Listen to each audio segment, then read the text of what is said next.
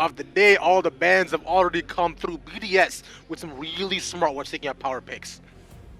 Yeah, no, I mean, just standard stuff that is taken out at the moment here, although a common red side ban doesn't go through this time, which is usually the Diana, and that's going to be something for Shio. You know what, I honestly kind of like this pick, because looking at Shio, he's a jungler who I think in this league so far, compared to other ones on top teams, hasn't been as active in the early game as it is a little more farm-centric, farm-focused, so putting him on the Diana, where honestly for the first 6-7 minutes, you just want to farm things out anyway, I think that's just fine, and later on into the game, especially if you manage to actually get the Yasuo for yourself and put that combo together, is great. Oh yeah, it's going to be absolutely disgusting if that's what they look to prioritize too. I mean, I'm thinking considering they might want to take the Renekton matchup as well, if they want to use that for Red and Diana is also a possibility. But for now, we'll see Mirage lock in Nautilus alongside the Aphelios, a classic matchup, as there is Renekton that I was thinking about as well. Renekton Diana has been one of the classic combos we've seen, and considering Aphelios taken away, they gave Crown Shot to Jinx. And then, honestly, Crown Shot's Jinx has just been unreal. Dawson talked about it on the desk, always wants to try and get himself on that 80 carry pick, and why not? They leave it open. Give it to him here, and it makes sense. Cody Sun, I think some of his best performances so far, especially last week, were on the Aphelios, so it makes sense that you just give him this champion again. It is strong in lane and can do well, especially if ahead afterwards later on. So you have a lot going for you here, especially with Raxo, who is on this Nautilus, going to be able to facilitate a lot of plays. As we see the Gnar locked in for Mirage. Beatdown, I've seen this movie before.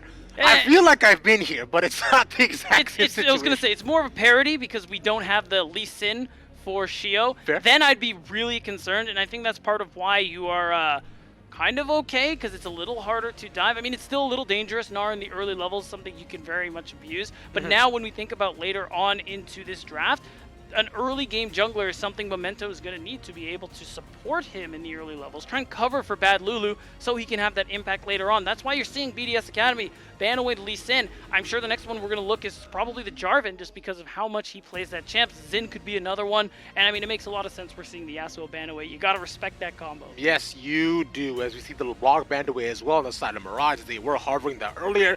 Possibly looking to take that for Zico as well, considering all the single target damage that you can bring out for the assassinations. As Zico that gets taken out, and that is the Zac. So, you know what? Clearly, the BDS fans been watching the LFL. They knew just how instrumental Memento was on that Zac pick. And against Diana, I find it doesn't do too bad, but just these off angles that you can use to gank are so gosh darn good that the team has to play so scared. As we see what they decide to lock in, I imagine they'll save mid matchup for last, and hopefully lock in jungler for Shio. It's a little surprising for me. Like, I know you want to give your mid laner the best matchup more often than not, but I think at this point, considering what's available, you still have Victor, who's very strong. I feel like you'd want to have taken that one for yourself here, and we're going to see if that's something that Chico ends up getting in the mid lane here on the other side. The Lulu on the bottom side is definitely an interesting one. It does make this lane a lot more dangerous. It is really easy to get taken down, especially when you think about Raxo being able to engage with that dredge line. Memento on the Xin Zhao, who's going to have a lot of early dive potential. But if they can get through this laning phase, then that Lulu is going to be very impactful with the shielding, with the wild growth as well. That's a big one that they're going to be hoping to play for later. Exactly, and especially if you can deny the big Gnar engages from bad Lulu as well. As soon as he steps, big RR, and then suddenly you're just a tiny little squirrel, then that does put a big hit into Mirage's plans for how they might want to play the game. As we've seen before, Cody Sun picks up the Xin Zhao for Memento 2, as you're looking at the possible jungle matchup, and naturally that Xin Zhao has been so strong. And the final pick, okay, there's this because I've seen in a lot of the games we've seen so far up against Mirage, the TF has a band away usually in first phase, so Rangjun gets his TF too, so nice global pressure as well. Usually pretty rare you see this champion make it this far into the draft, especially in NA. This is just almost permaban constantly. So the interesting thing too is that you got a lot of plays, a lot of playmaking here, and this is kind of what we talked about. Rangjun, a player, give him more tools to make plays. And I mean, TF is one of the best ones to do it, just because the Destiny being able to set up plays with the stun card, teleports, whatever the case may be. And it's interesting too, because you do get that source of magic damage that you were lacking until now. And ultimately, like the only thing I'm concerned about this is the TF Victor matchup is a tough one, just in the sense that if you leave lane and Victor is at this point where he has a lot of wave clear, especially with that E upgrade, you have to really make sure that your plays work out for you. Otherwise, you end up losing a lot in terms of gold. And here we are, ladies and gentlemen, in the second game of the night between BDSA and Mirage Elyandra. As we look at bot side, Mirage looking for a early ward, likely to see if he can catch anybody out, but no junglers to be spotted. Because look at this, Shio is all the way top side as he now is going bot and does not get caught on vision. Yeah, they have that ward on that bottom side. You don't really want to 5-point, I think, just because you're worried about Urdote being so squishy and getting caught out. So you're just going to ultimately allow yourself to cover a lot of potential invade angles here. Mirage don't get that they're potentially looking for. They will be able to get a ward onto the Raptor pit, just get an idea on where Shio is, what he is trying to do. And the interesting thing, Memento, he is starting on the top side again, moving away from Bad Lulu, as we often see on this Gnar. So this one is going to be really tough, I think, early on, especially with Shio moving his way to that side of the map. If they do manage to set up a dive on that third wave, you're going to have a really tough time for Bad Lulu. Yeah, Bad Lulu, we talked about his stand-up performances we've seen so far in the Gwen, although that was taken away from him in that Jax matchup. I believe that was 2 solo kills that he had early on in the game before, ultimately taking on a lot of pressure. Oh, he was playing the Gwen. Huh? He was playing the Gwen. Yeah. Oh, okay. Yeah. It was Gwen up against the Jax. Okay. He was far too good. Beatdown. I've actually been playing Gwen recently. Yeah, I was there for a lot of it. Yeah. She is a very good champion.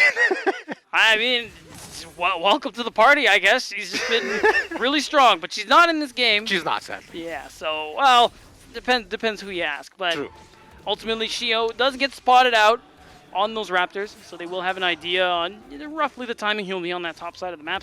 You can see it too. Bad Lulu recognizes this, is going to drop that ward in the brush in that top side river just to get an idea. Okay, Shio is on his way here. I need to play, or rather pay my respects. Yeah, and I believe one point you were mentioned before as well, right? On Memento should be looking to actually punish Shio in a lot of his early clears, because Shio, as a jungler, likes to full clear at the first reset as well, and then tries to go for any plays. In fact, I believe in the game that we saw him previously up against LDLC, we didn't see him on the map until 6 minutes. In fact, that was one of his first ganks. So Memento doing exactly that, following your advice, moving bot side, looking to get Cody's son ahead, as he hasn't shown up yet. Locked on Urdote, the trade doesn't go in their favor, and Memento decides to back off. Yeah, interestingly enough, he doesn't end up going in for the play there, but I like the hover, the attempt that maybe something's going to happen, just because you want to try and punish this bot lane and how weak it is in the laning phase, especially Aphelios being the stronger laner. He's just going to go ahead and clear the Scuttle Crown. Thing is, it gave the opportunity for, I think it was Crown Shot, to drop a ward in the brush. They know he's there, and they're going to pay their respects. Yes, they are. Look at that. They found one. With the Ignite should be able to just take him down. Yeah. There's the engage they were looking for. Look at the pump really off for Axo. But there's a TP coming down from Zico to possibly find Memento. He's on a ward. He's going to back. They won't stop it. They'll let him walk away.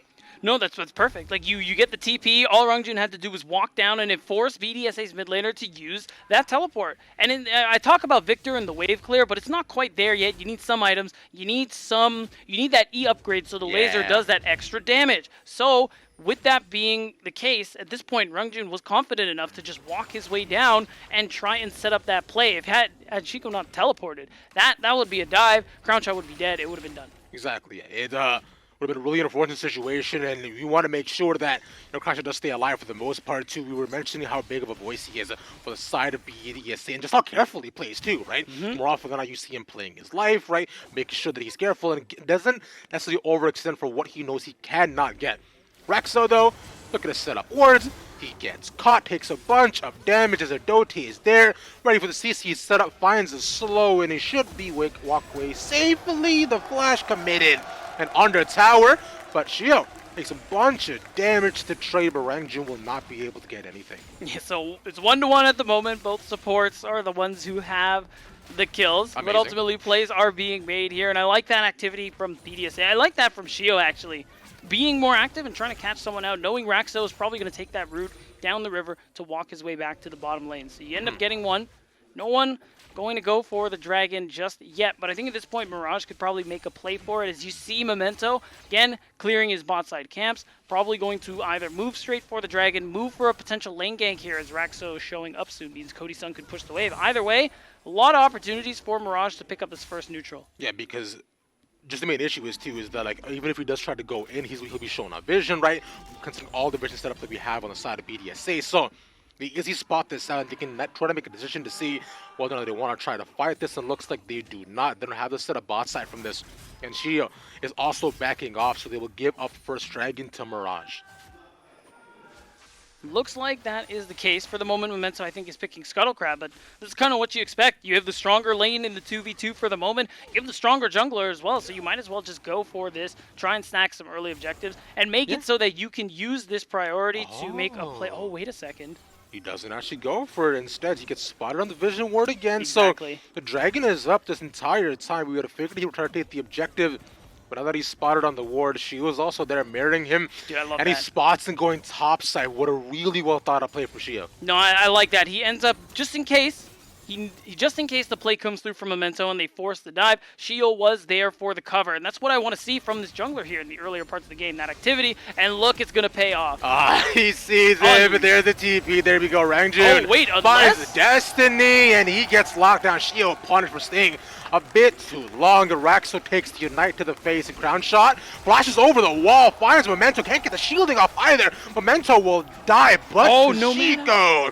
And that's the double for the victor. Man, that is a big deal actually for Team BDSA, being able to get 2 kills there on your mid laner. Now Chico surely going to be able to have that E upgrade that we're talking about, and then this is the champion who scales incredibly well to the later parts of the game here. Mirage, I mean, they went for that play here. I kind of respect that. Even though they know Shio was there, they continued on with the Destiny, and it worked out pretty well. But look at the minimap. You see Chico, he's walking down, committed to the play where he's going to catch people out here, and it forces Memento to be like, okay, I got to see if I can take one more because I am done. Yeah, and I find that as well. Crown shot also flashing over the wall and landed that W as well was so crucial to slow down Memento as well, just to make sure he has no option to get away, and with no flash on him, it was a really easy pickup and get his victor off the ground. You were mentioning, right, the wave clear is not going to be in part with the TF2, but at least with his upgrade to E2, he can now match Rangjun, who not be able to keep up with all that waves, with all the waves that Chico will be able to push shot against it. For now, we go back to a bit more of an even state, but we do see the bot side roaming top, well, specifically just Erdote. So it is a bit about just setting up vision. You can see there are some pink wards in the river there for BDSA. They could make a play for this Rift Herald. Interestingly enough, first dragon still up and available here. As we see Mirage, Raxo, Memento, of course, as they often do, hovering the middle of the map. You see that rotation actually come through from the bot laners as well. However, Cody Sun was the first to move, and in doing so, you have that wave you get to shove into the tower. Someone has to answer, namely ground shot, and you are going to have priority to go ahead and start off the Rift Herald here if you so choose. I mean, Rangjun has no destiny, but he's right there. Yeah, he's just hovering around it. What I do like is that, you know, we see BDS actually just trying to path around to just look to get top priority. They won't look to engage here, but instead they'll just give up this first Herald instead, because both top laners are now bot side as well. And nice little homage towards Rangjun's previous team, as he has the skin on the TF as well. Like that. Oh, that's right. Yeah, true. Rangjun was a sub. Down 1 Gaming until very recently. Now he's here for Mirage, trying to kind of make something for himself now as a starting mid laner in the LFL. And at the moment, the Rift Herald does get picked up. So Memento, I don't think is going to drop it on the top side. We're going to keep these current lane assignments for now. And it's actually potentially an opportunity because you're resetting and moving down bot side. And as soon as Shio shows, you know it's going to be a dragon play here for Mirage. The only question is, will this play from Shio actually work? No, they do back off though, so they're a little bit too far in to try to potentially capitalize this. I know they're waiting on Cody Sun and Raxo to push up against the wave, but considering they know it's a 2v2, maybe Raxo decides to take the hook as Memento finds Aggressivu, he'll be able to slice and dice over the wall, as that'll be the second dragon picked up. As bad Lulu is also there, finds it slow. Oh, Might have wait. to pop the He's going dominance mega. just to be able to get away. Yeah, like you mentioned, you could jump onto him, push him against the wall. There we go. That's the stun. And one more pillar thrown against him. Forces out the dominance as well. So just a cooldown traded nonetheless. Yeah, and I mean, the pressure is a big deal too. Aggressivu is not going to be able to do anything about the fact that Memento is going to pick up this dragon. That's both early neutral objectives going for Mirage. And now it's just going to be about where Memento wants to drop this Rift Herald here. Cody, Sun, and Raxo still on this top side of the map. In fact, both bot lanes are actually just continuing with this lane assignment here. So that is something we could potentially see in terms of dropping the Herald. We could see it drop bot. But for the moment, Memento, he's just going to go back to farming here. As overall, we take stock of things like the gold lead. Things are very even at the moment here. Crown Shot, a player we continue to highlight on this team, is actually a little bit behind in terms of kills and gold. Yeah, unfortunately so. You know, we've seen him be trying to play a lot safer. Of course, naturally as a Jinx, you do get pushed in. So hopefully we were thinking that the roam up top side would have been a little bit more beneficial. But for now, he continues to play safe. He has 2 assists, and I find he knows that what his role is. Right? He's playing the scaling game, and he's looking to support his team as much as he can to make sure they get through this early game as safely as possible. As ultimate not up for Aggressivu, but Raxo not landing the hook will immediately thwart them away from the potential push, as there are 4 people from BDSA there. Yeah, I was going to say, I think Raxo probably going to count himself very lucky that Dredge Line doesn't actually land here. But I like the movement. Aggressive staying on the side of the map with Erdote and Shio does mean Memento might not be able to get the Herald play that he is looking for here. In fact, I think because of the pink ward, they saw him walk into the bush, and it means that you probably aren't going to be able to take all of the turret plates here, but maybe he'll just end up dropping it and hopefully not forcing a dive, because you do have an idea on who is here. Yeah, you just have a small inkling, right? As there we go, he lands the hook. Wait, In fact, the depth charge onto Erdote instead. There's no way to try to take it. The Rift Herald doesn't spawn in time, so they can't actually capitalize on the ultimate, but instead they'll just clear out the wave and get a couple plates. I mean, the pressure is still good, and Memento, or rather all of Mirage, being able to pick up a lot of gold because of this is nice. Even though it isn't the whole turret, you aren't going to be able to take it just yet. I think that's why we're seeing Shio. He's still here. He's been here for, like, I think a minute at this point, trying to see if he has an angle to fight it out, but it's looking like the answer is no. Still haven't seen him use the Moonfall either, so it's going to be a big source of damage as time goes on. Interestingly enough, Crown Shot has been on this top side of the map ever since he made that swap earlier on. Oh, I think Shio's in trouble. Yeah, he is his yellow card, exhaust, and he'll take the red, but I believe from there, you know, Rangju will say thank you, buff transfer complete. But they find one Rangju might be dead. He gets caught into the graviton field, but instead the move up Memento is now on him.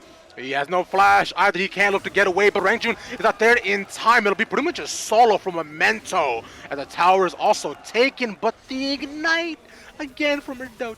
I mean, that kind of sucks. It feels bad, but ultimately I think it's very positive for Mirage, and we saw what happened off screen. Cody Sun ends up taking that turret on that bottom side, so did get the bonus gold. He was on his own, played still up, so that's an extra, I think it's 610 gold for the 80 carry of Mirage here. So this Aphelios, who we talk about, is strong in lane. It's something Cody Sun plays very well on overall, at least in recent weeks. So him getting this early lead does bode very well for the team fighting of Mirage later on into the game. Exactly. We were talking about just the amount of single target damage that the Mirage composition can put down, right? We're looking more so at team fighting to be more so on just the Gnar, but in general, Rangjun has been making very proactive plays, and although Cody Sun has not been able to be a part of a lot of them, I did want to talk about how Memento and Rangjun are linking up so much in this game to just find consistent opportunities, specifically onto Shio, which has been one of the ways we've seen teams try to shut down BDSA.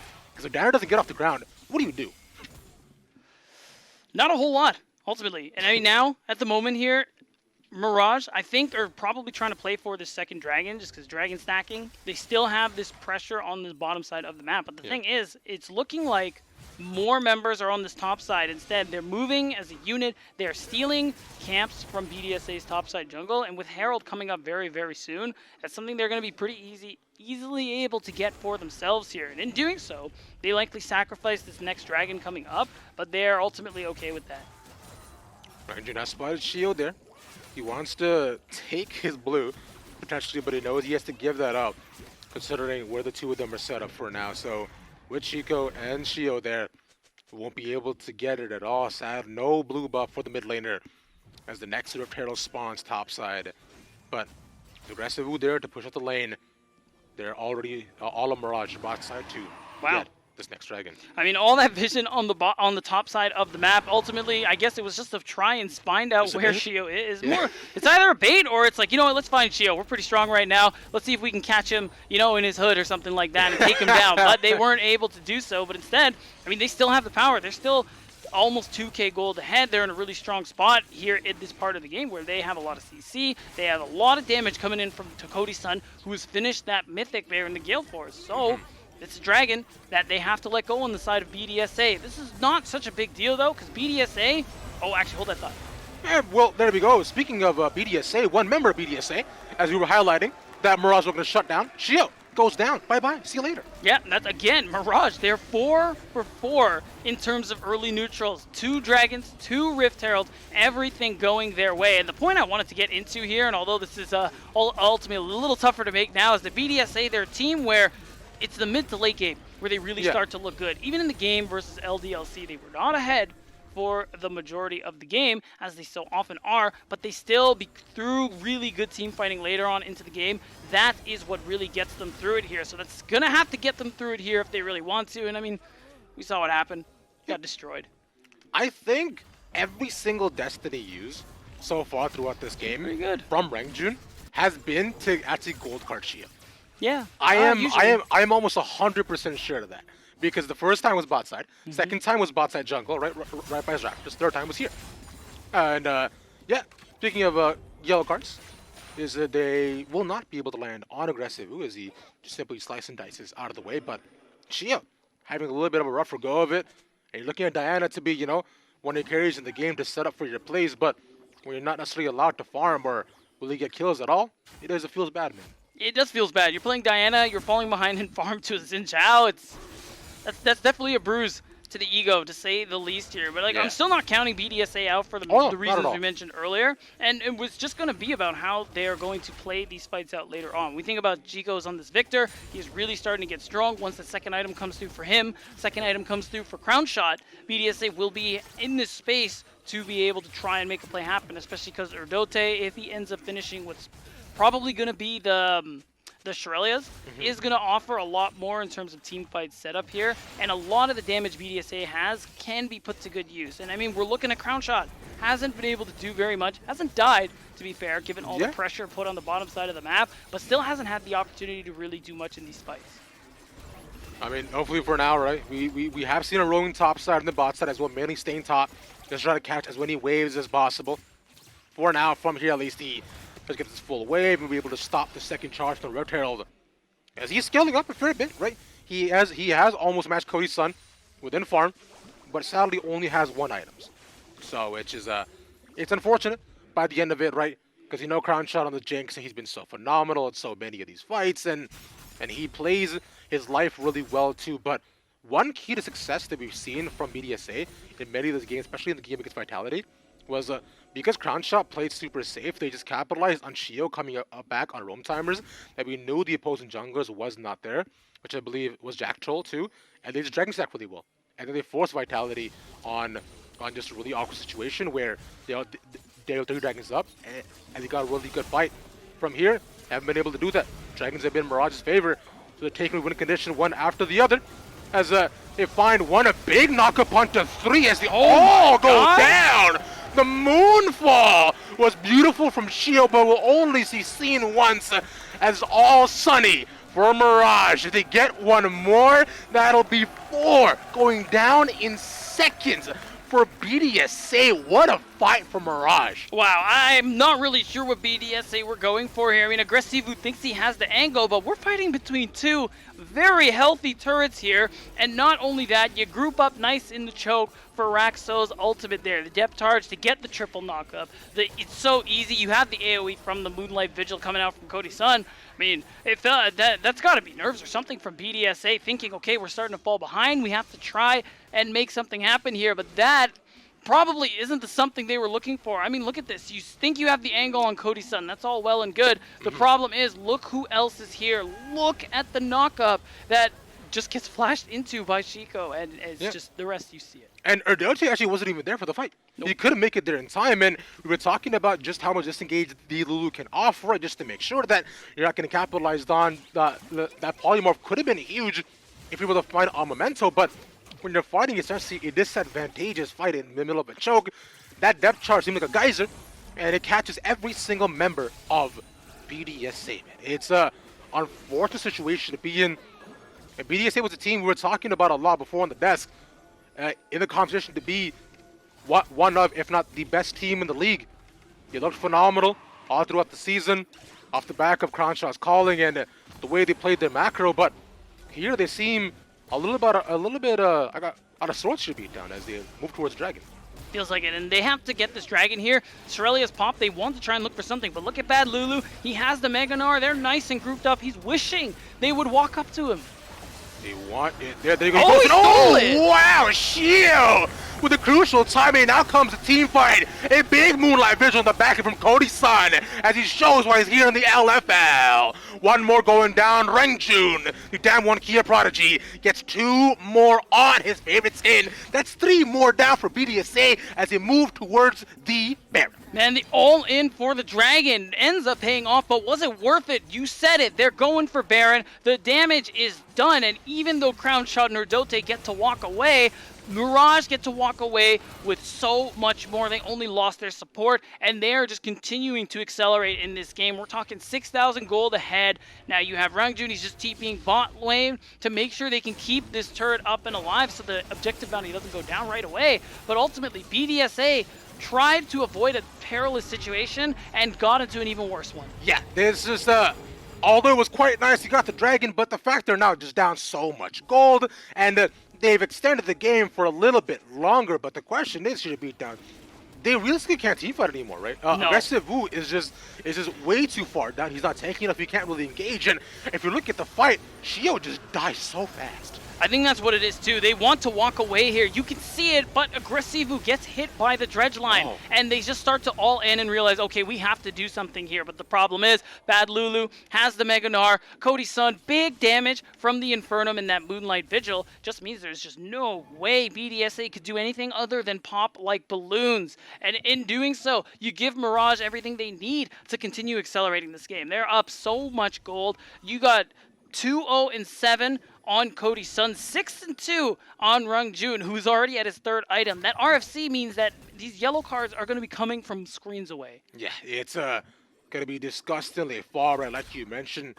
From half a screen, you'll not be able to see where you got stunned from. And Mirage, after a 2-0 week, one of the newest teams in the league, we were looking at them thinking, okay, how are they going to step up, right? Was it a win against Carmine? Simply just Carmine going wrong, or I mean, yes, them actually really showing up, and then, well, yeah, it was definitely. But you know, from here, right, they've shown up and shown out week after week, and I find a lot of it is just experience playing on stage for all these players, right? The nerves definitely are not there. Maybe for BDSA, that's really what is being there and doing. They just haven't been able to, you know, just notice and be able to feel the pressure from all the people watching them.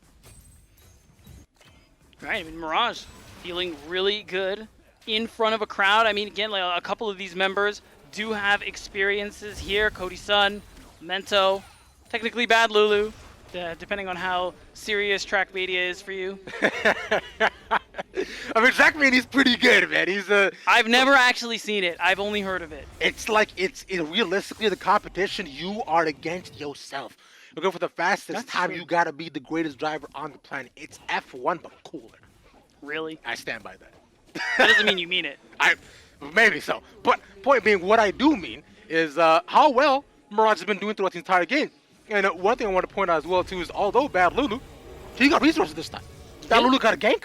Bad Lulu was mirrored by Memento. I'm a little bit. So happy for him. Yeah, and I mean, ultimately, you can see what happens here. I think for the most part, honestly, Memento still put his focus on other parts of the map, like we usually see from him. And Bad Lulu in this matchup doing a lot better than what ended up happening to Aggressivu a couple weeks ago. And this is still, it still ultimately is a big deal too, because now Bad Lulu is getting towards the third item, level 16. Nar, excuse me, is going to be up every time he goes Mega. So the CC is there, the damage is there, and at this point in time, BDSA don't really have any ability to do very much on the map here. You can see them try to push out waves as far as they can, or as far as they dare, before Mirage start to move and try to punish them. But here, speaking of punish. Yeah, there we go. They find one more and punish onto Zico. They'll find a crown shot as well. He has to flash away. But look who's on the backside. Bad Lulu on the big Gnar. But he goes minis too early. He tried to do what he could. He could not take our crown shot. So it'll be a 1-for-1 by the end of it. So all BDSA really were hoping for, not necessarily with that fight, but beforehand, and what I was trying to get to was how they just want to stall. That's why they risked it all for preventing the soul point. That's why they're okay at this point just starting to farm it out and try to wait for an opportunity, because they can't fight for this dragon, and that's okay. It's not the soul. It's not going to be Infernal for Mirage, and it's not going to be that nail in the coffin, because that burst damage is just something filthy. So now BDSA have to find a way to be able to either get a pick, try and make a play cross map that you can turn into something with the Baron coming up in less than 2 minutes time. But for now, there's not a whole lot you can do, and I think Aggressivu is also in trouble. There are 2 people there. Yeah, there's a TP being committed as well. Rangjuna has to be the one to run away, has a gold card, stuns on the Lulu, but they got him. Slow. He's playing dodgeball, but he's not going to get out of this one alive. There we go, crown shot. Able to find his first kill of the game and a shutdown by the end of it as well. Well done. That must have been an insane shutdown too, because I think Rangjun going into that was 6-0, 7-0, something. Okay, 6-2. There you go. But still, ultimately, it must have been a lot of gold in this AD carry's pocket. That's a big deal, as now he's only about half an item behind on Cody Sun. And once he gets that IE belt, like, Crown Shot's back in the game. The DPS is going to be there. The question is just going to be, how are you going to fight Mirage without getting into a choke here? Because the choke is their enemy. You think about Bad Lulu, who's playing this Gnar, a lot of AoE CC, same with Raxo, and of course the damage from Cody Sun with that Moonlight Vigil, with the Infernum, that's the gun he ends up being on when the team fight breaks out. You have to fight in more open spaces so that you can try and slowly play this one out, picking people apart almost in a one-at-a-time sense. Because it comes to AoE and burst, Mirage have you beat. Yeah, they absolutely do. And talking to some of the coaches from Mirage as well, they did mention that up against BDSA, one of the things they were looking to play, especially capitalize on, was sort of a punish play style against BDSA, right? They wanted to find small holes of opportunity that they could use to shut down the gameplay that we've seen so far. And I believe that off that too, they mentioned how they wanted to use that along with Raxo and see him roam a lot more. And I think both things have come to fruition as well. You know, considering Raxo and Memento alongside Rangjun have been roaming across the entire map, they've been looking up so well. And one of the ways they've punished BDSA, like we mentioned before, is on Shia. On this Diana pick, who looks to snowball early and has not been able to do so, only had 2 items, being the Rocket Belt and the Zanya, so no damage at all on them either. And I think with Mirage right now, the game plan executing beautifully. All that matters is just the end game, where we know how good BDSA is coming back from a deficit.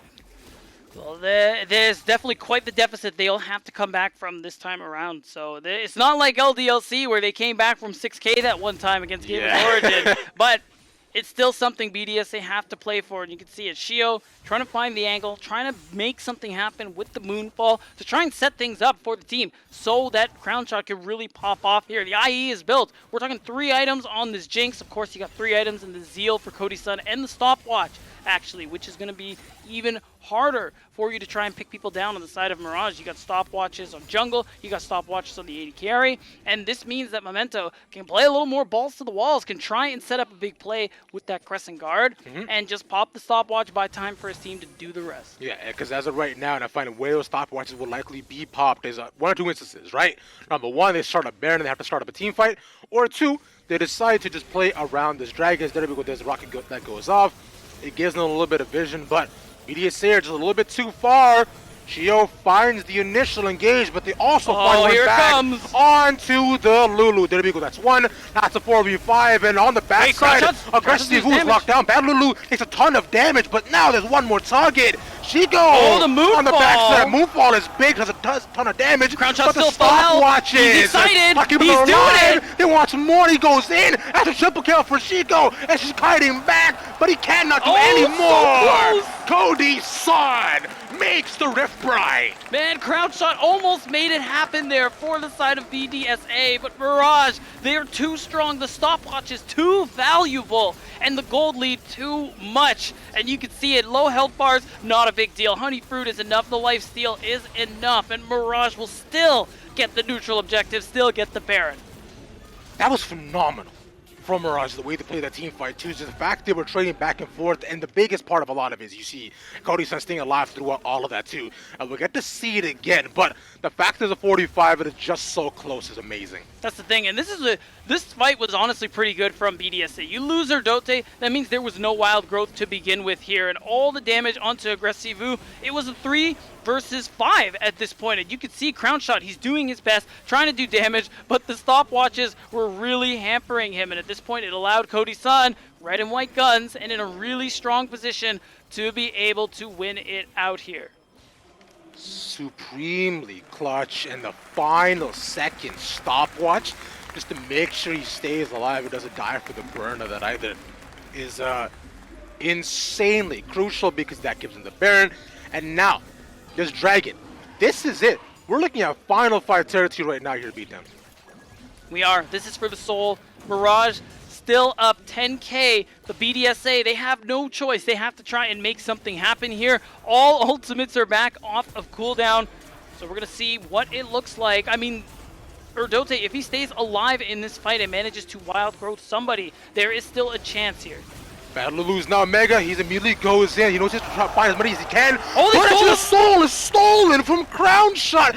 That's insane. But the question is, can they continue off of this? They find aggressive. Oh, they tried. The top laner is gone, and now the fight continues for Mirage. They have to open the base off of this, or else all will be lost, and the trade immediately goes in favor of BDSA. Yeah, they still have the Baron buff, so this inhibitor is probably in a lot of danger in the mid lane, but still huge from Crown Shot to be able to deny the soul here. BDSA stealing 2 dragons, fighting tooth and nail to make sure they can try and stay alive in this series, or in this match. Ultimately, though, they will lose mid inhibitor.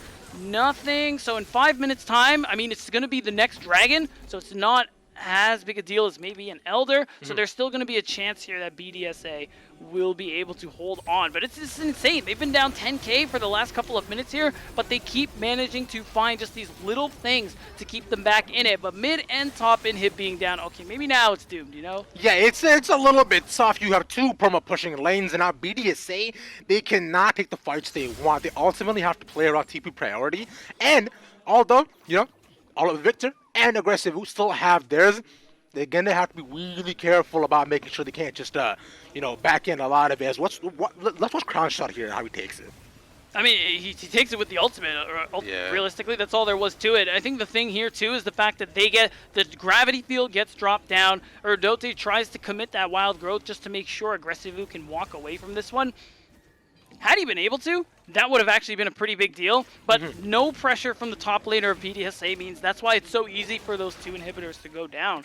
And now you have supers, mid and top, perma pushing in your favor. If you're Mirage, you still have all you need to close things out. It's just going to be about that team fight here. And man, it feels like you can never count BDSA out with how they've been playing. No, you cannot, though. And speaking of those team fights, too, it has to be those 2 priority targets, right? Yeah. You gotta look at Chico and you gotta look at Zika as well. Both of the S's or X's are going to be a really big factor, as that's just a mental damage from Memento as he smites with the red buff over from the Diana, right? It's a tough time, but yeah, if those 2 are alive, BDS are very much in the fight considering how strong they are, and especially Crown Shot too, because how much damage he does right now on his Jinx.